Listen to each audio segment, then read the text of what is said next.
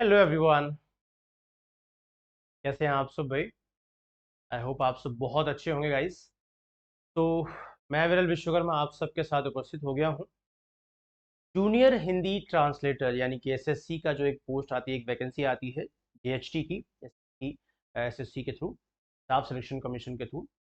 काफ़ी अच्छा पद है। सीनियर हिंदी ट्रांसलेटर और जूनियर हिंदी ट्रांसलेटर की बात की जाती।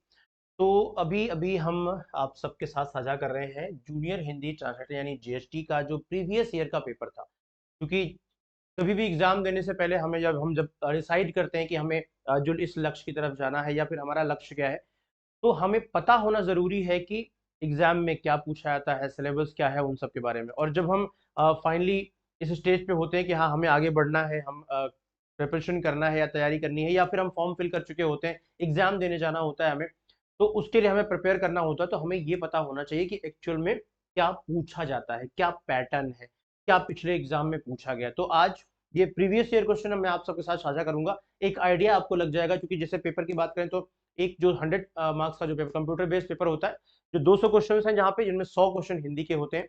तो वो जो 100 क्वेश्चन हिंदी के होते हैं, उनमें से कुछ क्वेश्चन आपके साथ मैं साझा करूंगा यहाँ पे। तो चलिए देखते हैं जरा कौन कौन से प्रश्न है, क्या क्या पूछा जाता है, किस लेवल का प्रश्न पूछा जाता है, उन्हें हम कैसे उत्तरित करेंगे, क्या उसका कॉन्सेप्ट है, वो सब each and everything I will provide you.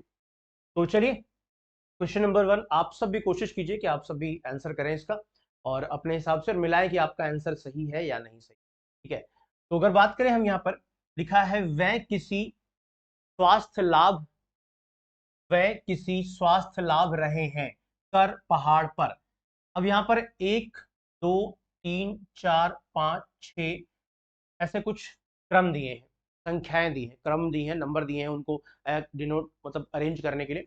करना क्या है आपको कि लिखा क्रम सही 1 2 3, 2 के बाद वाक्य संरचना का सही क्रम क्या होगा। तो जरूर भाई 1 2 के बाद वह किसी, अब आगे का आपको अरेंज करना है। पहाड़ पर तो 6 लगा दिया जाए। वह किसी पहाड़ पर स्वास्थ्य लाभ कर रहे हैं, ऐसा हो सकता है ना? वह किसी पहाड़ पर स्वास्थ्य लाभ कर रहे हैं, ऐसा हो सकता है? अगर हो सकता है तो फिर डेफिनेटली हम लोग कर सकते हैं यहाँ पे, है ना? अगर हो सकता है तो फिर डेफिनेटली हम लोग कर सकते हैं, यानी हमारा आंसर क्या हो जाएगा? वह किसी पहाड़ पर स्वास्थ्य लाभ कर रहे हैं। और ये क्या हो जाएगा? देखो, वह किसी 1 2 पहाड़ पर, यानी कि 6 पहले आ जाएगा यहाँ पे, 6 पहाड़ पर, उसके बाद फिर स्वास्थ्य 3, स्वास्थ्य लाभ 3, कर कर 5, और रहे हैं 4, यानी 6 3 5 4 कहाँ गया? 6 3 5 4 हो गया। अरेंजमेंट कहते हैं, कैसे रीअरेंज करना, इसे सेंटेंस को अरेंज करना। कभी कभी इंग्लिश में पैराजम्बल बोलते हैं इसे, कि हाँ अलग अलग है। अब यहाँ पर सीधी रेखा में लिखा गया है, इसी को हम ऐसे ऊपर नीचे भी कर सकते हैं, कभी कभी ऐसे ऊपर नीचे भी दिया होता है, ABCD। कभी कभी क्या करता है, एक नंबर यहाँ फिक्स कर देता है, 6 नंबर यहाँ फिक्स कर देता है, और कहता है कि इन चारों को रीअरेंज करके दिखाओ, इसको नहीं छेड़ना, इसको नहीं छेड़ना। तो ऐसे प्रश्न बनते हैं अलग अलग तरीके से, और आपको सॉल्व करना होता है। नेक्स्ट देखो यहाँ पे क्या लिखा है, निम्नलिखित में से कौन सा शब्द घर का पर्यायवाची नहीं है? घर का पर्यायवाची नहीं है। चलिए भाई देखिए, घर का पर्यायवाची कौन सा नहीं है। तो लिखा है, ऑप्शन है व्योम, गृह, निलय और निकेतन। सॉरी, निकेतन का मतलब भी घर होता है, निलय का मतलब भी घर होता है, गृह का मतलब भी घर होता है। व्योम का मतलब होता है आकाश। क्या होता है? व्योम का मतलब होता है आकाश या अंबर। नहीं, ये व्योम, आकाश, अंबर, ये सब क्या है? ये शून्य, ये आकाश का मतलब आसमान का पर्यायवाची। तो यहाँ पे गृह, निलय और निकेतन नहीं होगा। अगला है, निम्नलिखित में कौन सा विकल्प अल्प प्राण व्यंजन है? कौन सा विकल्प क्या है? अल्प प्राण व्यंजन है। तो ब है, ठ है, भ है और फ है। प, ठ, भ, फ, इनमें से कोई एक क्या हो गया? अल्प प्राण व्यंजन। अब अल्प प्राण और महाप्राण के बारे में आप लोगों को मैंने पढ़ाया है, तो जरा देख लिया जाए क्या होता है। अगर हम बात करें अल्प प्राण की, अल्प प्राण ये कौन से व्यंजन होते हैं? इनमें आता है पहला, तीसरा और पांचवा, यानी किसी भी वर्ग का पहला, तीसरा और पांचवा वर्ण जो है वो अल्प प्राण होता है। सिर्फ इतना ही नहीं, सारे के सारे स्वर जो है वो अल्प प्राण होते हैं, या फिर य, र, ल, व, ये भी क्या होता है? ये भी अल्प प्राण होता है। ठीक है ना, य, र, ल, व अल्प प्राण होता है। अब आगे अगर देखेंगे तो यहाँ पे क्या होता है? अंग, अह, तो अंग भी अल्प प्राण होता है। और उसके बाद ड़ ढ़ में ड़ भी अल्पप्राण होता है, बाकी जो है वो महाप्राण में जाता है। अब इसमें जो भी बचा होगा आपके पास, जो भी बचा होगा कौन सा, दूसरा, जैसे कि दूसरा, तीसरा के बाद चौथा, ना, पांच ये हो गया। इसके अलावा फिर सारे के सारे स्वर यहाँ आ गए, यार अलावा यहाँ आ गया, बचा क्या, श श श बचा होगा, स स स और ह, ये बचा है। अंग यहाँ पे आ गया तो अह यहाँ पे आ जाएगा ना, अह यहाँ पे आ गया, ड़ यहाँ पे आ गया तो ढ़ यहाँ पे आ, तो इस तरह ये महाप्राण होगा। अब यहाँ पूछा है क्या है कि अल्प प्राण व्यंजन कौन सा, देखो इनमें से कौन सा हो जाएगा, प फ ब तीसरा है ना, ट ठ दूसरा है, प फ ब भ चौथा है, प फ दूसरा है। हमें क्या चाहिए, एक तीन पांच में से कोई चाहिए, तो एक तीन पांच में उत्तर क्या हो जाएगा, ब। ऑप्शन नंबर फर्स्ट आ गया ना, ऑप्शन नंबर वन आ गया कि नहीं आ गया।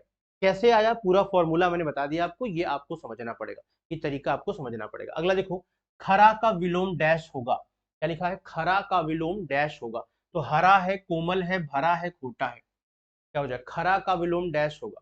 ध्यान रखिएगा, हरा, कोमल, भरा और खोटा।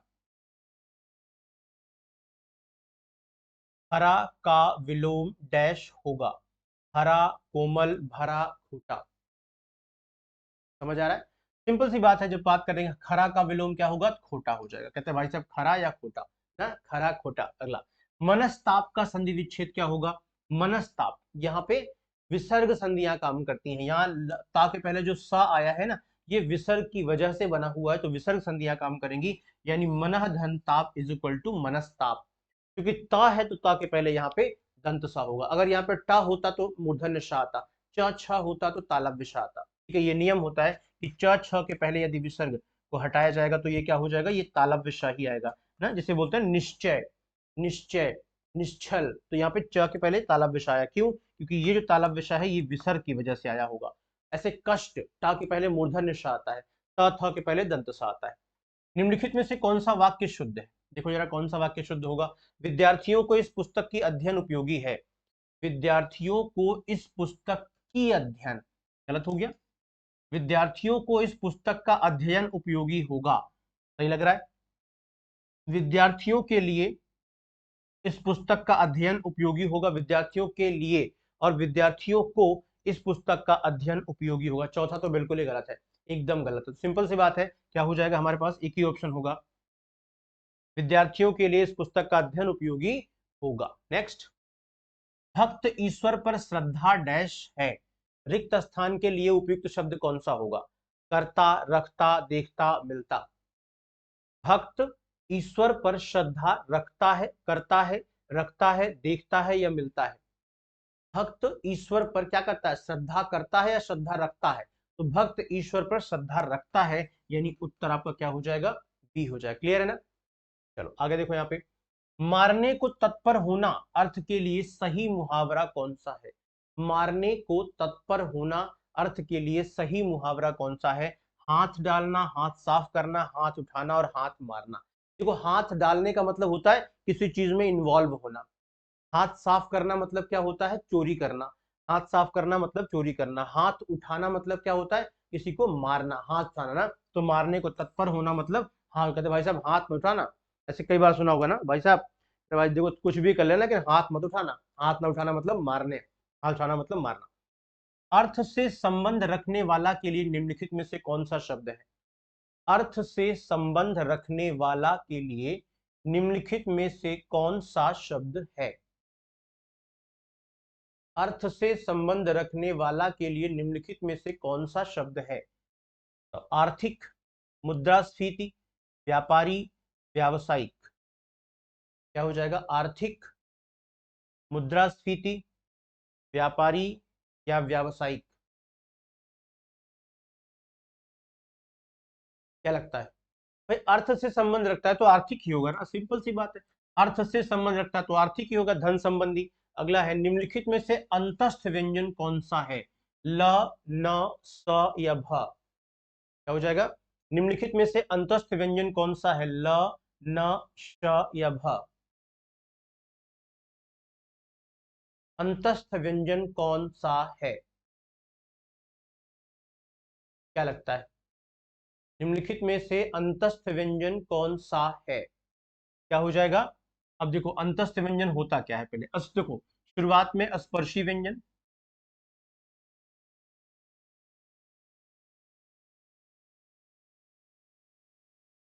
तो स्पर्शी व्यंजन होता है क से लेकर म तक। क से लेकर म तक क्या हो जाएगा? स्पर्शी व्यंजन।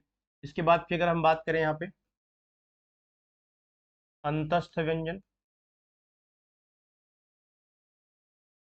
अंतस्थ व्यंजन क्या हो जाएगा यहाँ पे? यरा लावा, या रा ला वा, ये अंतस्थ व्यंजन है। इसके बाद नेक्स्ट क्या हो जाएगा? ऊष्म व्यंजन। उसमें क्या आता है? श, स, स और ह, ठीक है ना। और फिर संयुक्त व्यंजन जिसमें आपने आप कहते हो कि श, त्र, ज्या और श्र। तो ये अंतस्थ की बात कर रहा है, यर अलावा। तो यर अलावा में क्या आ जाएगा? यही ला आएगा, क्योंकि ये तो है नहीं और ये सब स्पर्शी व्यंजन है। नेक्स्ट, खान पान में कौन सा समास है? खान पान क्या होता है? कहते भाई साहब बड़ा उनका खान पान बड़ा अलग है। तो खान पान, खान और पान क्या हो जाएगा यहाँ पे? खान और पान। पान मतलब पान नहीं, पीना। खान और पान। खान और पान यानी खाना और पीना, ठीक है। तो उत्तर क्या हो जाएगा यहाँ पे? द्वंद्व समास हो जाएगा। समझ आ रहा है? क्योंकि तत्पुरुष समास में कारकों का लोप होता है। की पहचान क्या होती है? जिस कारक चिन्ह का लोप होगा, जिस कारक चिन्ह का लोप होगा वही तत्पुरुष समास यहाँ पे हो जाएगा। नेक्स्ट, अव्यय भाव में क्या होता है? अपरिवर्तनशीलता के नियम का पालन करता है। और द्विगु समास क्या होता है? जहां संख्यावाची शब्द आ जाए उसे द्विगु समास कहते हैं। निम्नलिखित में से कौन सी क्रिया प्रेरणार्थक क्रिया है? देखो, प्रेरणार्थक क्रिया की बात की जाती है, ध्यान से देखो। अब प्रेरणार्थक क्रिया की अगर हम बात कर रहे हैं तो क्रियाएं कई तरह की होती हैं भाई। सामान्य, सबसे पहले तो क्रिया बनती कैसे है? धातु से बनती है ना। धातु से क्रिया बनती है, ना प्रत्यय लगा के सामान्य क्रिया बनती है। उसमें भी हम आना और वाना प्रत्यय लगा के प्रेरणार्थक क्रिया बनाते हैं ना। इसके अलावा अगर बात करें कर्मक क्रिया, सकर्मक क्रिया की बात कर लें, या संयुक्त क्रिया होती है, नाम धातु क्रिया होती है। हमें पता करना है प्रेरणार्थक। तो प्रेरणार्थक का मतलब होता है जहां पे आना और वाना प्रत्यय लग, जैसे खाना, ये तो सामान्य क्रिया है। लेकिन अगर इसी को हम लग दें खिलाना, खिलाना, और खिलाना भी नहीं, इसमें भी क्या होता है? खिलवाना, या नीचे लिखें खिलवाना। तो सिर्फ खाना नहीं, खाना, खिलाना, खिलवाना, ठीक है। तो खाना, खिलाना, खिलवाना ये हो जाएगा। तो यहाँ पे क्या होगा? निम्नलिखित में से कौन सी क्रिया प्रेरणार्थक क्रिया है?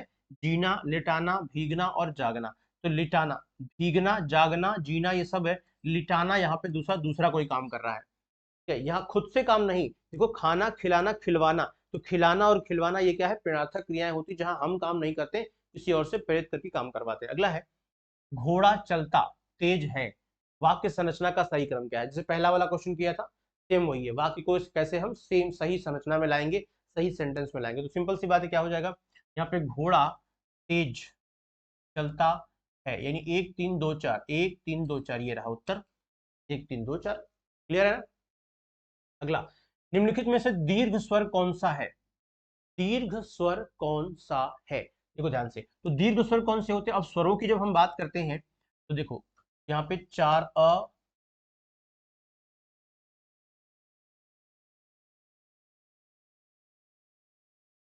अ, ई और ई, ये तो हो गए हमारे मूल स्वर।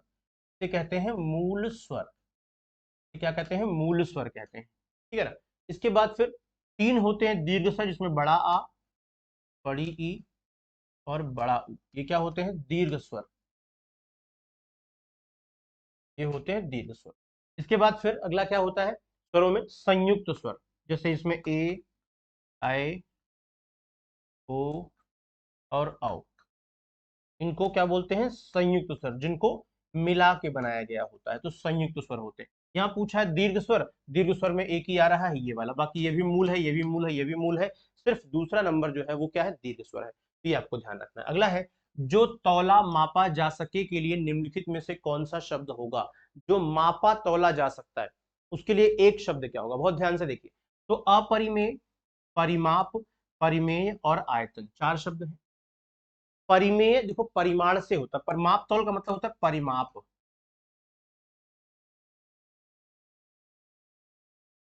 क्या होता है? परिमाप। परिमाप मतलब होता है माप तौल।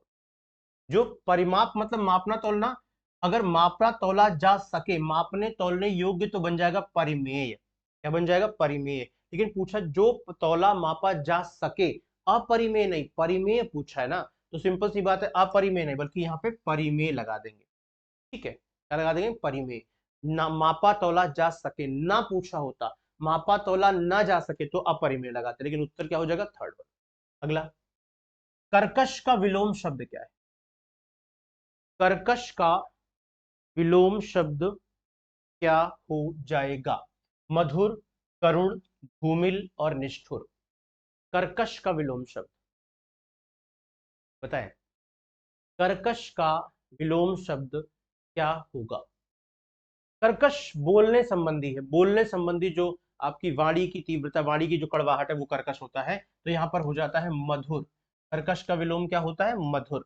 ठीक है, कर्कश कर, करुण नहीं होता, धूमिल नहीं होता, निष्ठुर नहीं होता, मधुर हो जाएगा। अगला है, हमें व्यायाम चाहिए, रिक्त स्थान के लिए उपयुक्त शब्द कौन सा होगा? हमें व्यायाम चाहिए, रिक्त स्थान के लिए उपयुक्त शब्द कौन सा होगा? दौड़ना, करना, भागना, साधना। तो हमें व्यायाम करना चाहिए ना, हमें व्यायाम करना चाहिए, मतलब उत्तर क्या हो जाएगा? यहाँ पे करना रिक्त स्थान में भरेंगे, फिल करेंगे रिक्त स्थानों में करना। अगला है, निम्नलिखित में से कौन सा वाक्य अशुद्ध है, सॉरी, कौन सा वाक्य शुद्ध है? तुम उसमें नाराज हो, तुम उसे नाराज हो, तुम उसको नाराज हो, तुम उससे नाराज हो। क्या हो जाएगा? क्या हो जाएगा? लिखा है तुम उससे नाराज हो, तुम उसे नाराज हो, तुम उसको नाराज हो, तुम उससे नाराज हो। क्या लगता है? सही है? देखो, तुम उसमें नाराज तो होना ही नहीं है, गलत हो गया। तुम उसे नाराज, ये भी गलत हो गया। तुम उसको, ये भी गलत हो गया। तुम उससे नाराज हो ना, किसी से नाराज होते हैं ना आप, तो यहां पर से लग जाएगा, से। ठीक है। कारण, निम्नलिखित में से कौन सा वाक्य शुद्ध है? कौन सा वाक्य शुद्ध है? देखो जरा, वह अपनी वेतन नहीं ले पाया, वह अपना वेतन नहीं पाया, नहीं पा पाया, वह अपना वेतन, देखो गलती कहाँ है, वह अपनी वेतन पहला ही लिखा हुआ है, वह अपना वेतन नहीं पा पाया, वह अपना वेतन नहीं ले पाया, वह अपनी वेतन। उत्तर हो जाएगा थर्ड वन, वह अपना वेतन नहीं ले पाया। सही है? ठीक। नेक्स्ट, निम्नलिखित में से अघोष वर्ण कौन सा है? ज, ख, ख और ग। अघोष वर्ण पूछ रहा है, निम्नलिखित में से कौन सा अघोष वर्ण है? अब ध्यान से देखोगे, अगर अघोष वर्ण की बात करें हम, तो घोष और अघोष दो चीजें होती हैं।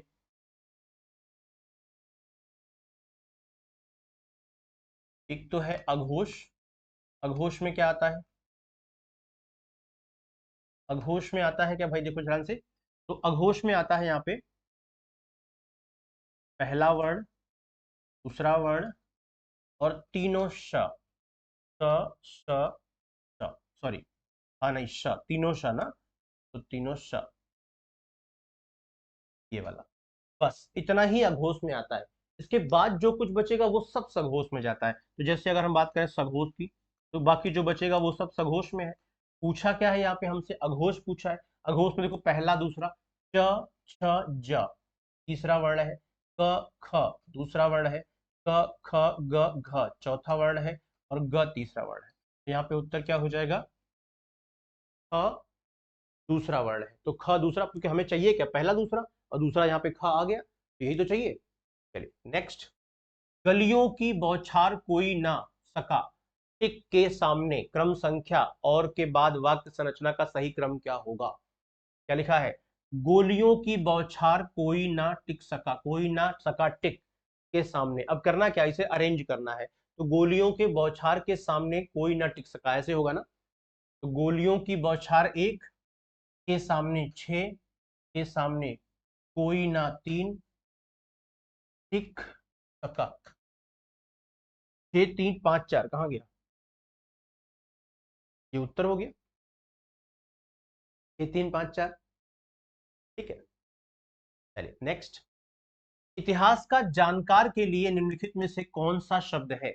इतिहास का जानकार के लिए निम्नलिखित में से कौन सा शब्द है? बताएं आप लोग जल्दी से। इतिहास का जानकार, इतिहास का जानकार के लिए निम्नलिखित में से कौन सा शब्द है?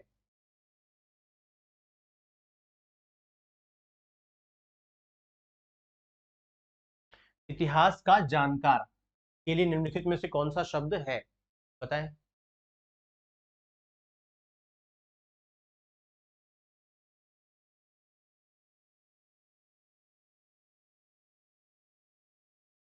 एक, बहुत बढ़िया।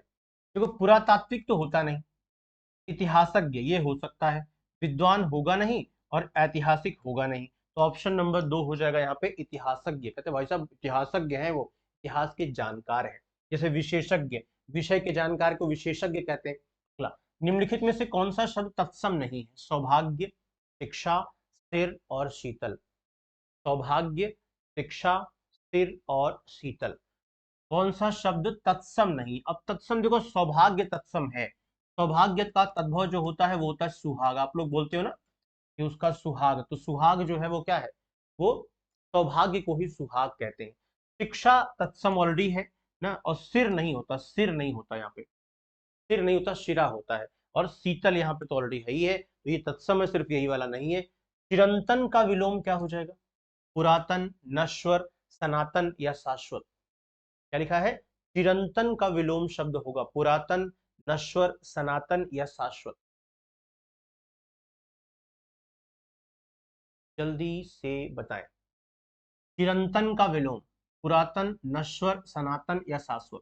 देखो, चिरंतन का मतलब होता है जो हमेशा रहे, जो हमेशा के लिए रहे आपके पास, उसे क्या बोलते हैं, चिरंतन। और इसका विलोम जो क्षणिक है, जो अभी नष्ट हो जाएगा, नश्वर है। जो नश्वर है वो क्या हो जाएगा, जो अभी नष्ट हो जाएगा वो नश्वर हो जाएगा। अगला प्रश्न देखो, वह एक कार्य से आवश्यक या बाहर। अच्छा, इसमें थोड़ा सा मिस्टेक है, इसको सही करना पड़ेगा, यहां तो गड़बड़ हो गया। लिखा है कि वह एक कार्य से आवश्यक या है बाहर। यहाँ पे हमें क्या करना पड़ेगा, इसको अरेंज करना पड़ेगा। वह एक कार्य से बाहर, एक आवश्यक कार्य से बाहर आया है, ऐसे होगा ना। वह एक आवश्यक कार्य से बाहर आया है, आई थिंक ऐसा होना चाहिए। तो चलिए देखें जरा, वह एक,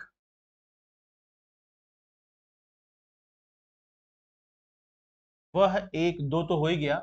आवश्यक, वह एक आवश्यक मतलब 4, कार्य से यानी 3, से बाहर 6, आया है 5 ना। तो ये हो जाएगा 4 3 6 5, 4 3 6 5, ये रहा उत्तर 3 नंबर ना। वह एक आवश्यक कार्य से बाहर आया है। एक, निम्नलिखित में से कौन सा वाक्य शुद्ध है, सिवाय आपके छोड़कर सभी आए थे। सिवाय आपके छोड़कर सभी आए थे गलत लिखा है ना। लिखा क्या होना चाहिए, लिखा होना चाहिए कि आपके सिवाय, आपको छोड़कर, आपके सिवाय सभी बाहर आए, बाहर आए थे ना, सभी आए थे। तो आपसे छोड़कर, आपसे छोड़कर नहीं, आपको छोड़कर सभी बाहर आए थे, ऐसे सभी आए थे। सिवाय आपको छोड़कर सभी बाहर आए थे, यहाँ पे गलत आ रहे हैं। थर्ड वाला सेंटेंस सही है ना, आपको छोड़कर सभी आए थे। क्या होता, आपको छोड़कर मतलब आप नहीं आए थे, आपको छोड़कर सभी आए थे। ठीक, नेक्स्ट, निम्नलिखित में से कौन सा वाक्य शुद्ध है। निम्नलिखित में से कौन सा वाक्य शुद्ध है। यहाँ शत्रु से खतरा का डर है, यहाँ शत्रु से खतरा है, यहाँ शत्रु से डर का खतरा है, यहाँ शत्रु से खतरे का डर है। ये खतरे का डर क्या होता है, यहाँ शत्रु से खतरा है ना, खतरे का डर क्या होता है, डर का खतरा क्या होता है, वो तो होगा नहीं। तो सिंपल सी बात है, यहाँ शत्रु से खतरा है, ऐसा होगा, यहाँ शत्रु से खतरा है। अगला, सिर मुड़ाते ही ओले पड़े, लोकोक्ति का सही अर्थ क्या है। सिर मुड़ाते ही ओले पड़े, लोकोक्ति का सही अर्थ क्या है, काम के बीच में व्यवधान पड़ना, विघ्न के बाद भी कार्य संपन्न होना, काम समाप्त होते ही खराब हो जाना, शुरू में ही विघ्न पड़ना। क्या होता है, क्या लिखा है, शुरू में ही विघ्न पड़ना। Which one is the right answer, ध्यान से देखिए। सिर मुड़ाते ही ओले पड़ना, जैसे ही सिर मुड़ाया ओले पड़ गए, मतलब जैसे ही काम शुरू किया कोई ना कोई विघ्न डालने, विघ्न आ गया उस कार्य में। तो शुरू, जैसे ही शुरू किया कार्य को तो विघ्न पड़ने शुरू हो गए। तो शुरू में ही विघ्न पड़ना क्या कहता है, क्या किस तरह का सर्वनाम है, क्या किस तरह का सर्वनाम है, संबंधवाचक, निजवाचक, प्रश्नवाचक या पुरुषवाचक। संबंधवाचक, निजवाचक, प्रश्नवाचक या पुरुषवाचक, बताओ क्या किस तरह का सर्वनाम है, क्या किस तरह का सर्वनाम है। प्रश्नवाचक, ठीक, बहुत बढ़िया। तो क्या जो है वो प्रश्नवाचक सर्वनाम है, सिंपल सी बात है। नेक्स्ट देखो यहाँ पे क्या लिखा, सीमा तेज चलती है, वाक्य में डैश क्रिया विशेषण है। सीमा तेज चलती है, वाक्य में डैश क्रिया विशेषण है। सीमा चलती तेज है, क्या हो जाएगा, सीमा चलती तेज है। सीमा तेज चलती है, वाक्य में क्रिया विशेषण है।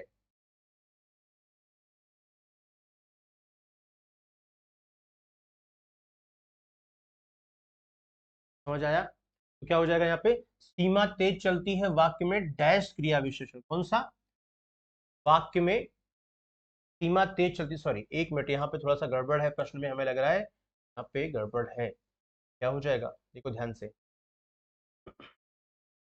सीमा तेज चलती, यहाँ पे क्रिया विशेषण है, तो क्रिया का ऑप्शन तो है, वाक्य में डैश क्रिया विशेषण है, यहाँ पे तो ऑप्शन नहीं दिया है ना, एक्चुअल में वहां पर रीतिवाचक क्रिया विशेषण होना चाहिए ना, ऑप्शन होना चाहिए रीतिवाचक क्रिया विशेषण। तो सीमा तेज यहाँ पर होना चाहिए था, यहाँ पर सीमा तेज चलती है, ये वाला हटना चाहिए था, यहाँ पे नहीं है, वाक्य में तेज क्रिया विशेषण है। तो क्या हो जाएगा, क्रिया विशेषण क्या है यहाँ पे, तेज है, ये तेज ऑप्शन में आ जाएगा। तेज क्या है, रीतिवाचक, सही लिखा है, अलग तरह से पढ़ लिया। तो रीतिवाचक कैसे चलती है, तेज चलती है, तेज तेज चलती है ना, रीतिवाचक क्रिया विशेषण कैसे चलती, तेज, कब कहाँ कैसे कितना। तनय किसका पर्यायवाची शब्द है, तनय बताओ, तनय किसका पर्यायवाची शब्द है। पुष्प मतलब होता है फूल, पुत्र मतलब होता है पुत्तनय, देवता विबुध होता है ना, देवता तो अलग ही हो गया विबुध, और पर्वत यहाँ पे तो है नहीं। पुत्र का मतलब होता है तनय, और अगर तनया हो गया तो तनया का मतलब होता है पुत्र, तनया का मतलब हो गया पुत्र, ठीक है। नेक्स्ट, निम्नलिखित में से कौन सा वाक्य शुद्ध है, यह गाय का घी असली है, यह असली गाय का घी है, असली गाय का यह घी है, यह गाय का असली घी है।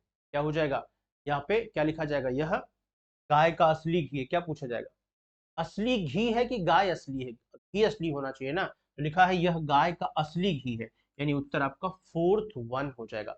नेक्स्ट देखो ध्यान से, नेक्स्ट बताओ जल्दी से, नेक्स्ट क्या हो जाएगा, जिससे बढ़कर ऊंचा कोई ना हो के लिए निम्नलिखित में से कौन सा शब्द है। जिससे बढ़कर ऊंचा कोई ना हो, सबसे ऊंचा, और सबसे ऊंचा के लिए एक शब्द क्या होगा, उच्चतम, सबसे ऊंचा के लिए एक शब्द क्या होगा, उच्चतम। न्यूनतम मतलब सबसे कम, अल्पतम होगा नहीं, अधिकतम होगा नहीं, उच्चतम हो जाएगा। निम्न है, देखो निम्नलिखित में से तद्भव शब्द कौन से हैं, निम्नलिखित में से तद्भव शब्द कौन से हैं, हाथ, अस्थि, हास्य और हृदय, तद्भव शब्द पूछा है। हाँ, तो देखो यहाँ पे क्या लिखा है, हाथ, हाथ होने चाहिए, अस्थि, अस्थि तो तत्सम शब्द है, हास्य भी तत्सम शब्द है, हृदय भी तत्सम शब्द है, बस केवल हाथ है जो तद्भव है, क्योंकि हाथ नहीं होता, इसका हस्त हो जाता है, तो क्या हो जाता है, हस्त हो जाता है, ठीक है ना। नेक्स्ट देखो ध्यान से, निम्नलिखित में से कर्तृवाच्य का उदाहरण कौन सा है, कर्तृवाच्य का उदाहरण कौन सा है। सिनेमा देखा जाता है, राजेश से टहला भी नहीं जाता, रिया ने गीत गाया, मुझसे पढ़ा नहीं जाता। क्या हो जाएगा, सिनेमा देखा जाता है, राजेश से टहला भी नहीं जाता, रिया ने गीत गाया और मुझसे पढ़ा नहीं जाता।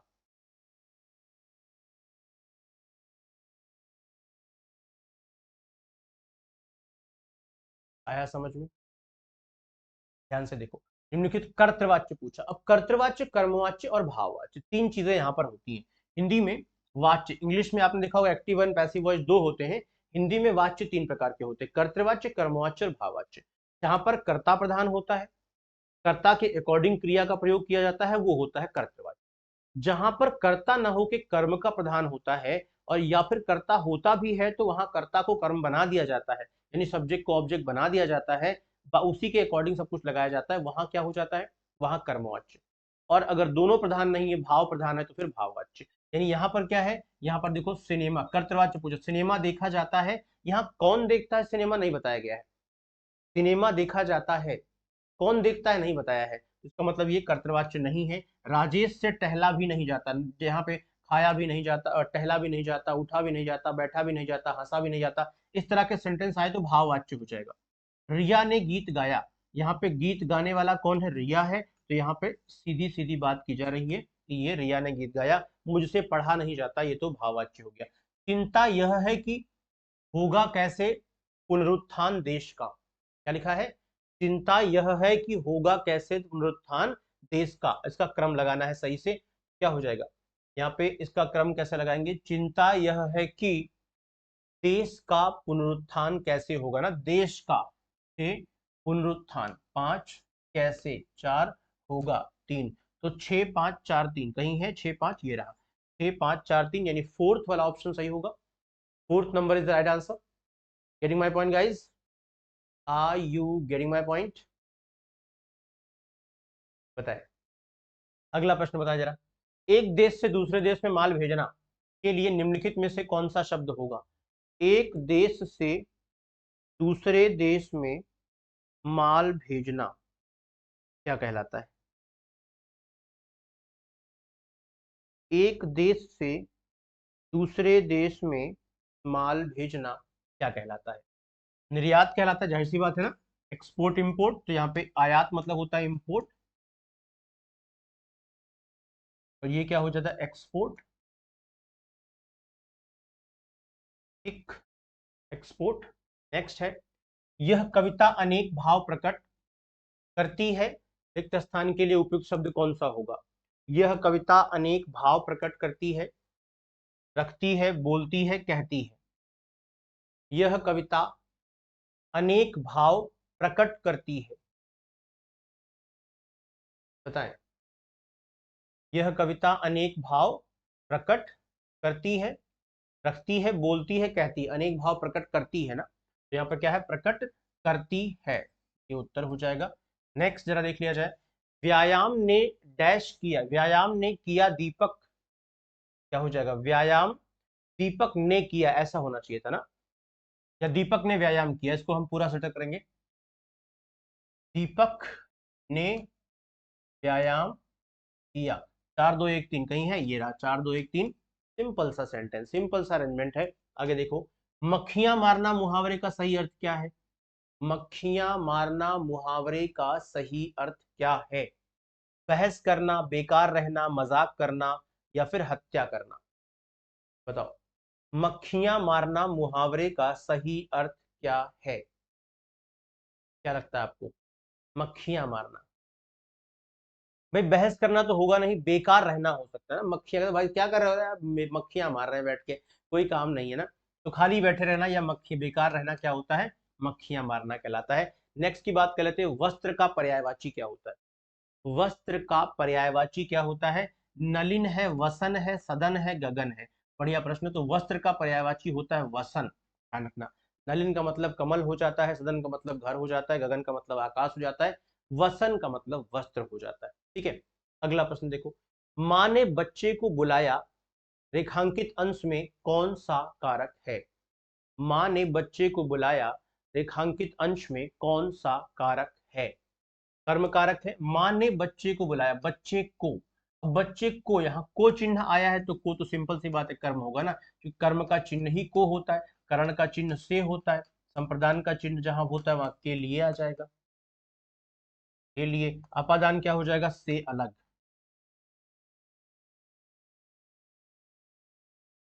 अपादान चिन्ह आएगा लेकिन अलग, अलग के भाव में आएगा, ठीक है ना। नेक्स्ट क्या हो जाएगा? धन्य धन्य किस प्रकार का अव्यय है? शोक बोधक है, हर्ष बोधक है, संबोधन बोधक है, या आश्चर्य बोधक? बताओ, धन्य धन्य किस प्रकार का अव्यय है? शोक बोधक, हर्ष बोधक, संबोधन बोधक, या आश्चर्य बोधक? धन्य धन्य किस प्रकार का अव्यय है? क्या लगता है? हर्ष बोधक, धन्य धन्य क्या होता है? धन्य धन्य हो भाग हमारे ना, शोक बोधक है यहाँ पे, नहीं सॉरी, हर्ष बोधक। शोक में तो क्या हो जाएगा? आह ना, ऐसे आते हैं। जहां खुशी होती है वहां धन्य धन्य होता है, संबोधन नहीं होता, और आश्चर्य तो होता है नहीं। आश्चर्य तो अरे ऐसे कैसे हो गया, तो ये आश्चर्य बोधक है ना, हर्ष बोधक हो जाएगा। कौन सर्वनाम का परिणाम वाचक विशेषण क्या होगा? क्या पूछा है? परिणाम वाचक। कौन सर्वनाम का परिणाम वाचक विशेषण क्या हो जाएगा? कैसा, कितना, किस, कितना। कैसा गुणवाचक विशेषण है, गुणवाचक है। कैसा से हम प्रश्न पूछते हैं तो क्या मिलेगा? मैंने पूछा मान लो कैसा है, अब बोलो अच्छा है, बुरा है ना, अच्छा है, बुरा है, लंबा है, मोटा है, काला है, क्या बोलोगे? तो ये कैसा मतलब गुणवाचक। कितना, कितना जब हम पूछेंगे आप पूछ बताओगे ना कितना है, कितने नहीं, कितने संख्या होता, कितना, कितना मतलब मात्रा बताओगे आप, 2 kilo, 4 kilo, 10 kilo, 50 kilo, 2 litre, 3 litre, तो ये सर्वनाम क्या है? परिमाण बताएगा कैसे? कितना से। तो उत्तर आपका क्या हो जाएगा? कितना, ठीक है ना। निम्नलिखित में कौन सा शब्द वर्तनी की दृष्टि से शुद्ध है? विरहिणी, विरहणी, विरिहिणी और विरहणी। वर्तनी की दृष्टि से शुद्ध पूछा है तो क्या हो जाता है? विरहिणी हो जाता है, विरहिणी। विरह में, विरह वेदना में जलने वाली स्त्री जो है वो विरहिणी कहलाती है, तो यहाँ पर विरहिणी हो जाता है। क्या हो जाता है? विरहिणी हो जाता है। नेक्स्ट देखो यहाँ पे, निम्नलिखित में से कौन सा शब्द स्त्रीलिंग है? व्यंजन, विवाद, वन या वकालत। कौन सा शब्द स्त्रीलिंग है पूछ रहा है, कैसे करोगे? व्यंजन, विवाद, वन या वकालत। व्यंजन स्त्रीलिंग पूछा है, अब कैसे करोगे? देखो मेरा व्यंजन या मेरी व्यंजन, तो हमने कहा था ना ट्रिक लगा देना, मेरा या मेरी, तो मेरा व्यंजन यानी पुल्लिंग है। मेरा विवाद या मेरी विवाद, तो आप कहोगे मेरा विवाद, मेरा विवाद यानी पुल्लिंग है ना। मेरा वन या मेरी वन, तो मेरा वन। मेरी वकालत या मेरा वकालत, तो यहाँ पर हो जाएगा मेरी वकालत, और मेरी वकालत ये क्या हो जाएगा? स्त्रीलिंग हो जाएगा। मेरी वकालत क्या हो जाएगा? स्त्रीलिंग हो जाएगा। श्याम आया है वाक्य का काल है। श्याम आया है वाक्य का काल है। पूर्ण वर्तमान काल, सामान्य वर्तमान काल, संभाव्य वर्तमान काल या तात्कालिक वर्तमान काल। तो क्या हो जाएगा? श्याम आया है वाक्य का काल है। पूर्ण वर्तमान काल, आया है, आया है। ध्यान से देखिए, पास्ट टेंस के बाद है लगा हुआ है, जब भी पास्ट टेंस के बाद है लगे तो वहां पे क्या हो जाएगा? पूर्ण वर्तमान कह देना। सामान्य वर्तमान आता है, अगर यहाँ पे लिखा होता श्याम आता है, श्याम आता है, ये सामान्य वर्तमान। संभाव्य वर्तमान शायद श्याम आता है, शायद श्याम आए ना, संभाव्य। या तात्कालिक वर्तमान क्या होता है? तात्कालिक वर्तमान काल अपूर्ण वर्तमान काल क्यों कहते हैं? श्याम आ रहा है, आ रहा है तात्कालिक या अपूर्ण वर्तमान काल हो जाएगा। पीतांबर में कौन सा समास है? बताओ। बहुव्रीहि, अव्ययी भाव, द्वंद्व या द्विगु। पीतांबर, पीत है अंबर जिसका, अर्थात तीसरा अर्थ निकल के आएगा विष्णु, या कभी कभी कृष्ण। कृष्ण चूंकि विष्णु जी के अवतार थे, तो इसलिए कृष्ण और विष्णु के बहुत सारे पर्यायवाची समान है। केशव उनको भी कहते हैं, माधव इनको भी कहते हैं, केशव ऐसे पीताम्बर इनको भी, उनको भी कहते हैं, ऐसे नाम हो जाते हैं। तो उत्तर क्या हो जाएगा यहाँ पे? बहुव्रीहि ही समास हो जाता है, क्योंकि यहाँ पर तीसरा अर्थ आएगा। निम्नलिखित में से कौन सा शब्द पुल्लिंग है? बचपन, बातचीत, बनावट, बरसात। बचपन, बातचीत, बनावट, बरसात, क्या हो जाएगा? कौन सा शब्द पुल्लिंग है? तो यहाँ पे बचपन, बातचीत, बनावट, बरसात में पुल्लिंग कौन सा हो जाएगा? क्या लगता है आपको? मेरा बचपन या मेरी बचपन? तो मेरा बचपन, मेरी बातचीत, मेरी बनावट और मेरी बरसात। तो सिंपल सी बात है, या अच्छी बरसात, मेरी या अच्छी लगा दोगे तो सिंपल सी बात है, सिर्फ यही है जो पुल्लिंग है, बाकी सब स्त्रीलिंग है, बाकी सब स्त्रीलिंग है। क्लियर? डन। नेक्स्ट, मनवंतर का संधि विच्छेद क्या होगा? मनवंतर का संधि विच्छेद क्या होगा? मनो अंतर, मनु अंतर, मन अंतर या मनो अंतर, क्या लगाओगे? हमें दोनों देखना है कि शब्द संधि के बाद भी जो शब्द निकल के आए हैं वो भी सार्थक हो, और ये जो बचा हुआ जो शब्द लिखा हुआ है वो बन भी जाए। कैसे बनेगा देखो ध्यान से, यहाँ लिखा है मनवंतर, वा के पहले ना आया है आधा। मैंने आपसे बोला था कि य और वा के पहले यदि कोई अर्धाक्षर आ जाए, यानी य में कोई आधा लगा हुआ है कुछ, वा में कुछ आधा लगा हो, तो वहां संभावना होती है यण संधि की। और वहां पर कैसे करोगे? तो देखो यहाँ पे लिखा है ना, सॉरी, वा में ना लगा है और ऊपर बिंदु है ना, ऐसे जहां पे ऐसा आएगा वहां क्या करोगे? हम ना को पहले यहां लिख के ऊ की मात्रा लगाएंगे, और ये वा में क्या है? वा में कोई मात्रा तो है नहीं, सीधे सीधे आ लिखेंगे, ऊपर बिंदु लिखा है तो ऐसे लिख देंगे। अब ना के पहले यहाँ पे क्या है? म है, तो म को यहाँ लगा देंगे मनु, और यहाँ पे तर है तो तर को यहाँ लगा देंगे, ये हो जाएगा। तो मनु प्लस अंतर इज इक्वल टू मनु अंतर, ये आपका B option is the right answer. Definitely B is the right answer. Next, नयन का पर्यायवाची बताओ। दृग, अनल, पीयूष ये जो लिखा है वो दृग लिखा हुआ, दृग, दृग, अनल, पीयूष और सलिल। क्या लिखा है? दृग, अनल और पीयूष सलिल। नयन का पर्यायवाची बताओ, नयन का पर्यायवाची क्या हो जाएगा? दृग, अनल, पीयूष और सलिल। याद है सबको? दृग होता है ना, अनल का मतलब होता है अग्नि, अनल का मतलब क्या होता है? अग्नि, या फिर वायु सखा, या फिर हुतासन,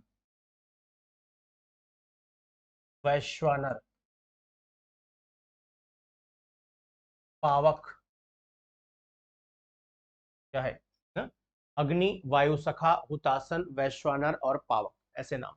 पीयूष मतलब होता है अमृत, सलिल मतलब होता है पानी, सलिल ना, वारी, तोय, अंबु, नीर, पानी है ये। तो दृग मतलब होता है नयन, अक्षी, आंख, दृग। अगला, निम्नलिखित में से कौन सा वाक्य शुद्ध है? आपने अवश्य सुने हो, सुना होंगे, सुना होंगे गलत। आपने अवश्य सुने होगा, सुने होगा गलत। आपने अवश्य सुना होगा, आप अवश्य सुने होंगे। तो आपने अवश्य सुना होगा ये होता है ना भाई साहब, आपने अवश्य सुना होगा, ये बात जो है आपने भी सुनी होगी, ऐसे बोलते हैं ना कि आपने भी ये बात सुनी। ठीक है, सुना है आप लोगों ने? नहीं सुना आप लोगों ने? चलिए कोई बात नहीं। तो आपने अवश्य सुना होगा, तरफ हो जाएगा ये। नेक्स्ट है, इसने मुक्त हस्त को धन लुटाया। मुक्त हस्त को नहीं होता है, इसने हस्त मुक्त से धन लुटाया। हस्त मुक्त नहीं होता, मुक्त हस्त ही होता है। इसने मुक्त हस्त धन लुटाया सही लिखा है। इसने मुक्त हस्त से नहीं होता, मुक्त हस्त मतलब ही होता है खुले हाथ से, तो से ऑलरेडी इनके इसमें इंक्लूडेड है, यहाँ पे नहीं होगा। खुले हाथ से यानी मुक्त हस्त। अगला, तिरछा किस प्रकार की विशेषता है? तिरछा किस प्रकार का विशेषण है? सार्वनामिक, परिमाणबोधक, संख्यावाचक या गुणवाचक? तिरछा किस प्रकार का विशेषण है? क्या लगता है? तिरछा किस प्रकार का विशेषण है? सार्वनामिक है, परिमाणबोधक है, संख्यावाचक है या गुणवाचक है? क्या हो जाएगा? तिरछा किस प्रकार का विशेषण है? तिरछा सार्वनामिक है। सिंपल सी बात, तिरछा तिरछा क्या बता रहा है? गुण बता रहा है ना। तिरछा क्या बता रहा है? वो सीधा है, टेढ़ा है ना, उल्टा है, सीधा है, गोल है, चौकोर है, ये सब गुणवाचक होता है। ये सब गुणवाचक होता है, संख्यावाचक हो नहीं सकता, परिमाण हो नहीं सकता, सार्वनामिक हो नहीं सकता। अगला प्रश्न बताओ, निम्नलिखित में से कर्ता कारक की विभक्ति है। कर्ता कारक की विभक्ति कौन सी होती है? कारक कितने प्रकार के होते हैं? 8। कारकों की संख्या की अगर बात की जाए तो कारक कितने प्रकार के होते हैं? 8 प्रकार के होते हैं ना। इसमें से पूछा क्या है? कर्ता कारक का, तो विभक्ति ने हो जाता है। कर्म का को हो जाता है, में और पर अधिकरण कारक का होता है, अधिकरण।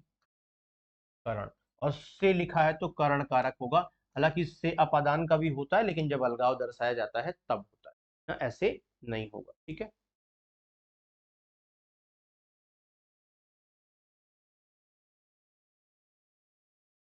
कुछ क्वेश्चन और कर लेते हैं। झाड़ू लगाया हाथ से घर में सीमा ने, का अरेंजमेंट करना है, क्या होता है? सीमा ने, 4 से शुरू करेंगे। सीमा ने घर में हाथ से झाड़ू लगाया। 4 3 2 1, 4 3 2 1, ये रहा 3 नंबर। ठीक है, सही है। सब घर में सब किस प्रकार का विशेषण है? सब घर में, सब घर में सब किस प्रकार का विशेषण? सब घर, सब घर मतलब सभी घर होना चाहिए था ना, जितने भी घर हैं वो सभी घर।